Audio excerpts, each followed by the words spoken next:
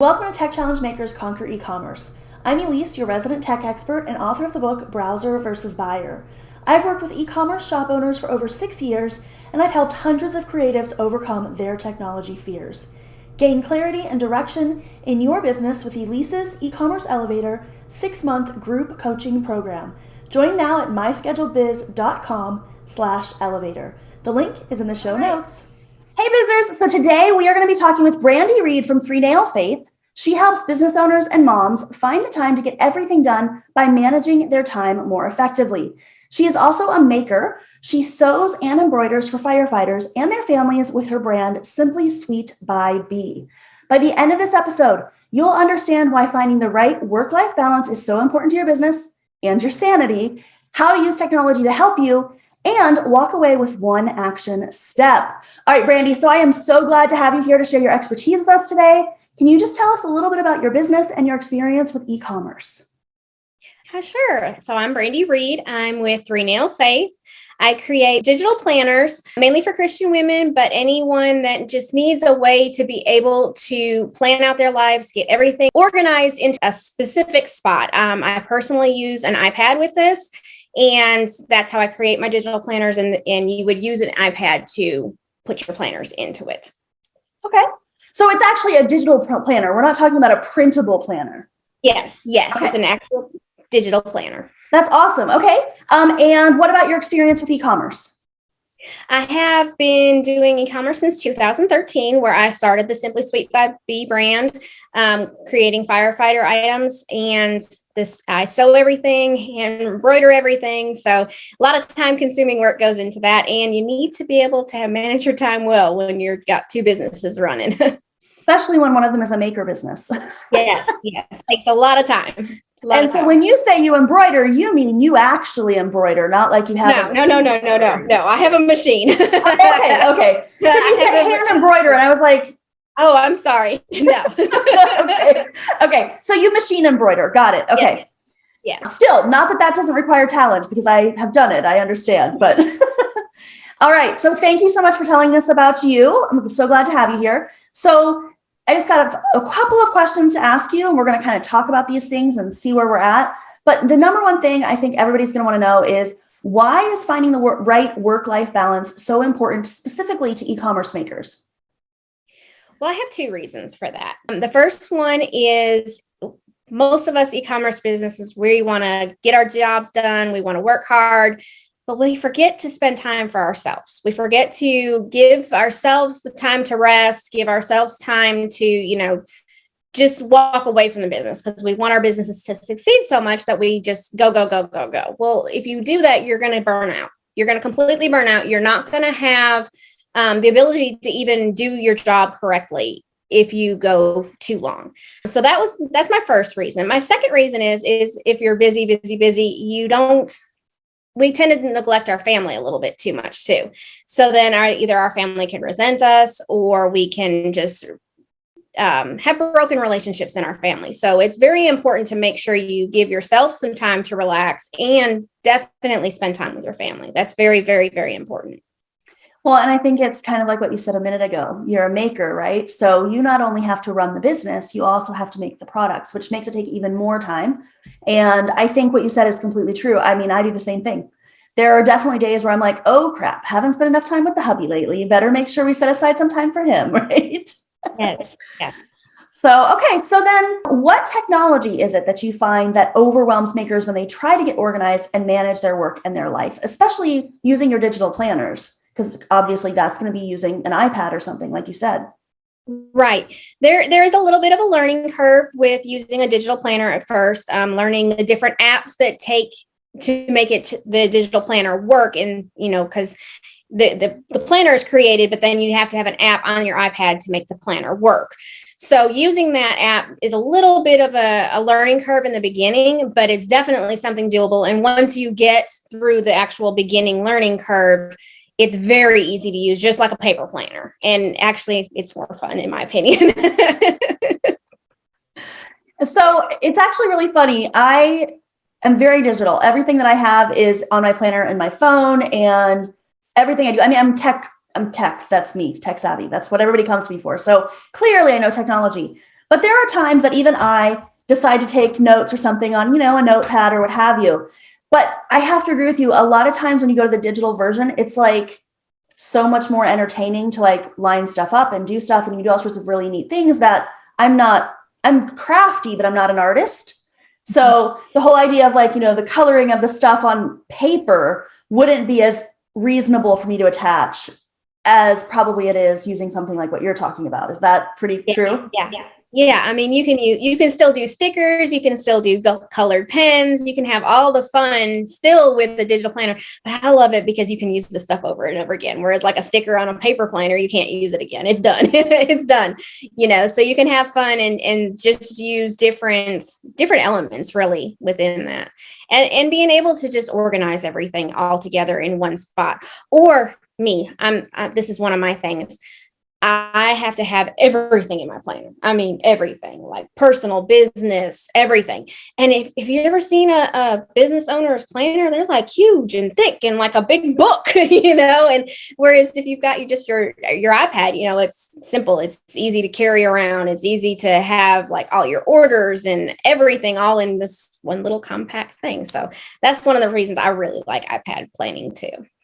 I think also the fact that you can have it with you everywhere. Yes. If you forget your paper planner at your house and you're out and about, well, you have no idea what's on your schedule. And that's one of the things that I initially transferred over to digital, is because I knew I would be out somewhere and I'd be trying to talk to somebody and I'd have no idea when I would have an opening. Right. And that's one of the fun things about like the Good Notes app specifically that you would use with a planner. It goes through all of your different devices as well. So kind of like Google calendars and stuff, you can get it on different apps. Well, the Good Notes app does the same thing. You can have it on your phone. You can have it on your iPad. You can have it on your MacBook. You can have it anywhere really. So that's a wonderful aspect of that. So me being the tech savvy one, it's actually quite an interesting thing. I haven't actually ever used a digital planner like what you're describing, which sounds really cool, to be completely honest. So I guess in this instance, you're the tech savvy one. So if someone was to use the digital planner, presumably you would be able to help them and to get all that stuff worked out, right? Yes, I sure do. Okay. And I even have a YouTube channel that has little tips and tricks. Oh, awesome. Okay, cool. So there you go, you guys.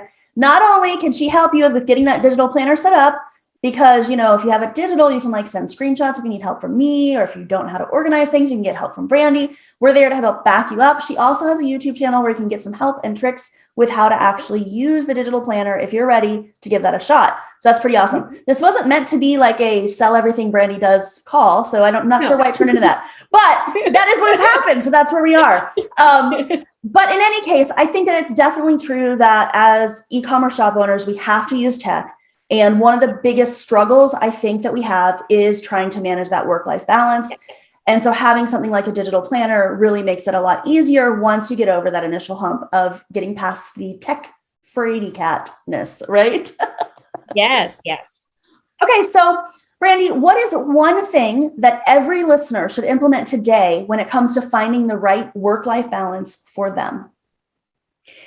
Again, going back to one of those other questions when we talked about making sure that you schedule time for not only for yourself, to give yourself rest, to give yourself some time to do things that you enjoy to do, because if you don't do that, you may not even remember what it's like to enjoy things because you work. And again, making sure you spend time with the hubs, make sure the kids, family, purposely scheduling that time to spend time with others and giving yourself the rest that you need. Yeah, I completely agree with you. There is one thing that I hear from my clients a lot though, or that I see, I guess I notice for them. A lot of times we don't know how long our business tasks take us. And so that makes it even harder to schedule that time for your family, because we think, we only need 2 hours to do this task. And in reality, that task takes us 10 hours. So do you have any recommendations? I know we're only supposed to have one tip, but you guys know I always have to try and give more. Do you have any recommendations for how to better manage how long those tasks are taking so you can set aside time with your family? My main thing would be the time blocking method. I don't know if you've ever heard of it. It's as you're going throughout your day, you're going to write down how long each thing takes. And then that way you can actually block out times like throughout your day. Okay, I know that this particular task takes an hour because, yesterday I took my day and just blocked it out to show exactly how long each thing took. So then going forward, okay, I can block out, this section of my day to do this particular task, this time of day kind of thing. And time blocking is very important. Yeah, I completely agree. That's one of the very first things I always tell my clients is you need to write down how long things actually take you. And it's one of the things that really impacted my business the most, is because I was so guilty of that, thinking that something would take 2 hours and it would actually take like 10 hours. And how do you schedule around that? You just end up working longer and not spending time with your family, like you just said. So yeah, I'm the opposite. I think everything takes 15 minutes and it usually takes 2 hours. Yeah, no, that's exactly what I mean. Like I would think it takes 2 hours and it would take 10. So it's like way more. But so I think, that's an excellent tip. So there you go. So 2 things. 1, make sure you're making time for your family. 2, make sure that you're keeping track of how long things take you so that it's easier for you to make time for your family in the future, right? Yes. Okay, so thank you so much for joining us today, Brandi. This has been awesome. If the listeners want to know more about you and they want to connect with you, how can they do that? Well, I would like to give your listener something today too. I actually have a time blocking workbook that will help you with what we just talked about, where you can use it first. It's a sheet and you can use it and write down exactly how long things are taking you. And then you can make another copy of it and then make a time blocking schedule. And there's a video in there to show you how to use it and everything. So it's 3nailfaith.com/timesheet. All one word, timesheet. Yes. And you kind of neglected to mention this, so I'm going to point it out in case it's not clear. This is a free time blocking workbook. Yeah. Sorry. And then I know you also have like a course that you can help people with time blocking where you go through a lot of different methods that they have. So they can also look for you on 3nailfaith.com for that as well, right? Yes. All right. So Bizzers, thanks so much for joining us. Definitely reach out to Brandi, 3nailfaith. She's got the YouTube channel, same name, social media, presumably same name. So you can go find her that way. And I can't wait to see you in the next episode. Thank you so much for joining us, Brandi. Bye.